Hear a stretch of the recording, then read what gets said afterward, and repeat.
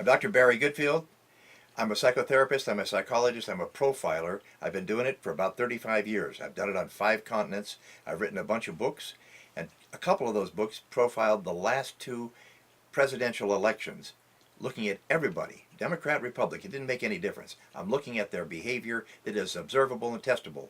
What I have is something called a nonverbal leak. That's unconscious, repetitive, below the level of awareness behavior that reflects an unresolved problem and strategy from the past. Please be clear about something. Everybody's got some sort of a nonverbal leak. That is a message that you're doing in your own system to try to gain and give balance to your life. And what we have when we look at Judge Kavanaugh are certain things that he does that are really important to notice. You may not notice them because they go very, very fast. A nonverbal leak can be as fast as a 20th of a second.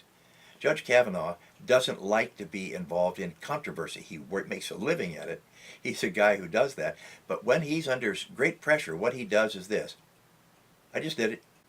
Tongue out, eyes closed, swallow down. So in doing that, what he does is this. He says, I would rather look at something, feel my anger, and then what I do is I swallow those feelings down, and then I get on with getting on. So his nonverbal leak basically says that he has to get rid of it somehow.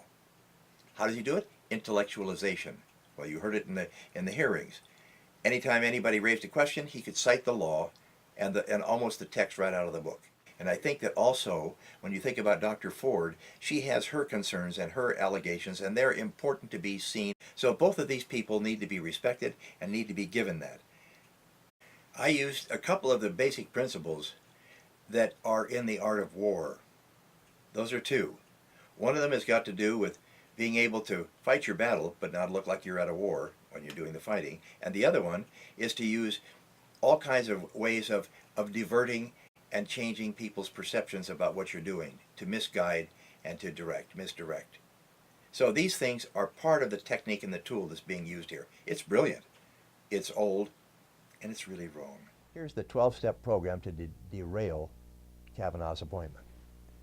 First, assess your situation. Do it clearly. Find a clear picture of what the situation is, what your strengths are, what your enemy's strengths are, the weaknesses are. Make a plan to explore what appears to be your opponent's great strengths.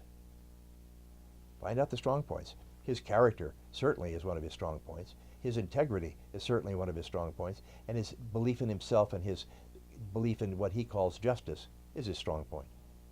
Raise doubt and question about your opponent's greatest strengths. Question his character.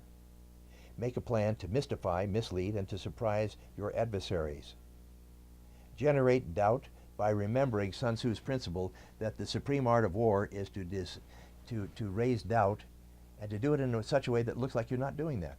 Maintain an honest image as an honest broker who's concerned and trying to clarify and find his way around a situation that's really unclear.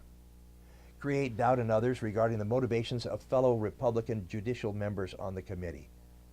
Just say that they're ramrodding something. Find a current cause that has public support that few people can argue against and should argue against. I know one, the Me Too movement. It's a perfect fit.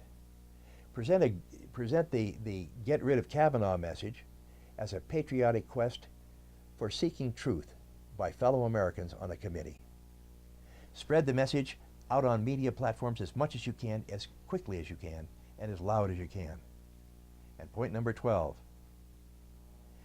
it is not necessary to have Dr. Ford testify, for the allegations have served to derail him already.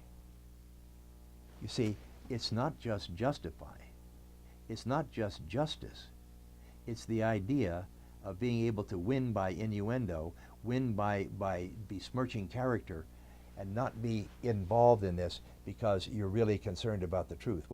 So, whether it be Kavanaugh or Ford, somebody can get tossed under the bus, and some people don't care.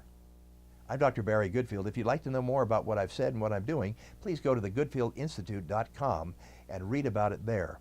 The article and the analysis are clearly stated in that place. Thanks very much.